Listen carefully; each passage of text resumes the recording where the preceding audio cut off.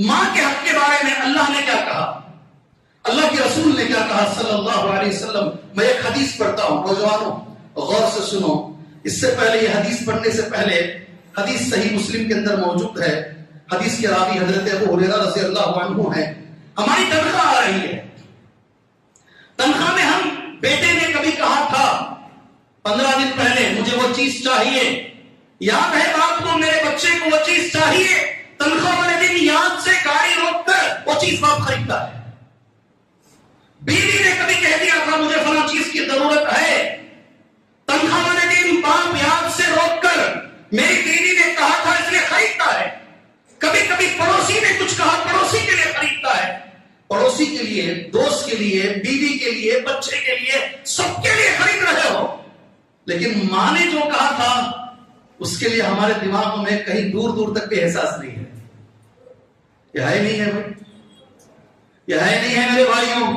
جبکہ اللہ کے رسول نے کیا کہا صلی اللہ علیہ وسلم، نبی کریم صلی اللہ علیہ وسلم کی حدیث صحیح مسلم کتاب البر والصلۃ والادب، اس باب کے اندر یہ حدیث موجود ہے. ابو ہریرہ رضی اللہ عنہ کی حدیث ہے. قال جاء رجل الى رسول اللہ صلی اللہ علیہ وسلم. یاد رکھو، اپنے ذہنوں میں لکھ لو، اپنی کاپیوں میں لکھ لو، یہ حدیث بدل نہیں سکتی، یہ اللہ کے رسول کی بات ہے صلی اللہ علیہ وسلم. ایک آدمی نبی کریم صلی اللہ علیہ وسلم کے پاس آیا. فقال یا رسول اللہ، اس نے اللہ کے رسول سے سوال کیا، من احق بحسن صحابتی، اس پوری دنیا میں سب سے اچھا سلوک میں کرنا چاہوں تو کس کے ساتھ کروں؟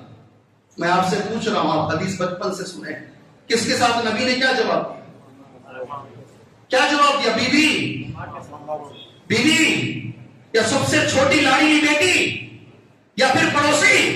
اللہ کے نبی نے کہا پوری دنیا میں سب سے پہلے اگر کسی کے ساتھ حسن سلوک کرنا ہے ساری دنیا کے اندر وہ تمہاری ماں ہے. کون؟ تمہاری ماں. اللہ ہمیں وہ توفیق عطا فرمائے، اللہ ہمیں وہ توفیق عطا فرمائے. اللہ کے رسول کا لفظ ہے صلی اللہ علیہ وسلم، قال امک، تیری ماں.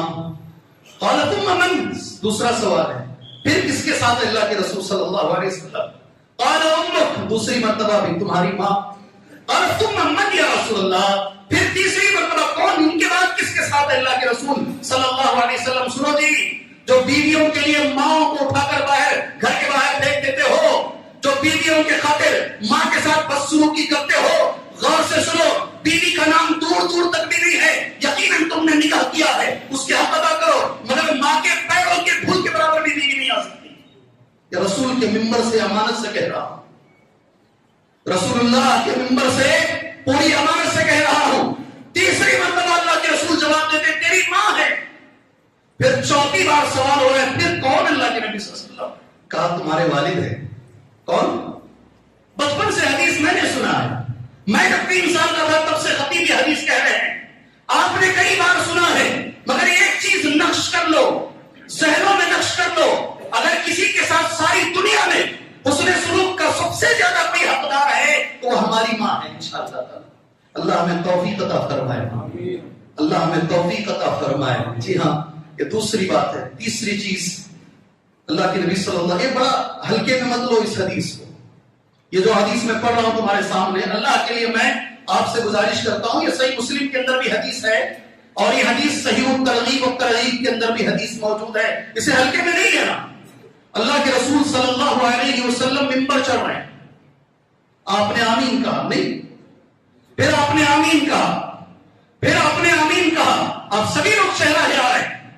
نبی کریم صلی اللہ علیہ وسلم سے جب صحابہ نے پوچھا 3 بار آمین کی وجہ کیا ہے؟ میں رمضان میں نہیں کھڑا ہوا ہوں، اللہ سے میں دعا کرتا ہوں اللہ تعالیٰ صحیح سلامت ہم تک رمضان کو پہنچائے اور ہم کو صحیح سلامت رمضان تک پہنچائے اللہ تبارک و تعالیٰ.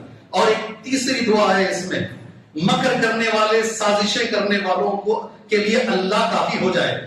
ہم طاقت نہیں رکھتے ہیں ان کی سازشوں کا جواب دینے کے لیے، اللہ کافی ہو جائے. 2 سال سے رمضان گھروں میں گزرا ہے، اللہ اس سال رمضان مسجدوں میں گزارنے کی توفیق عطا فرمائے. دعا تو ہم کر سکتے ہیں بھائی، دعا تو ہم کر سکتے ہیں، اس لیے کہ ان کی سازشیں شروع ہو چکی ہیں، سازشیں شروع ہو چکی ہیں.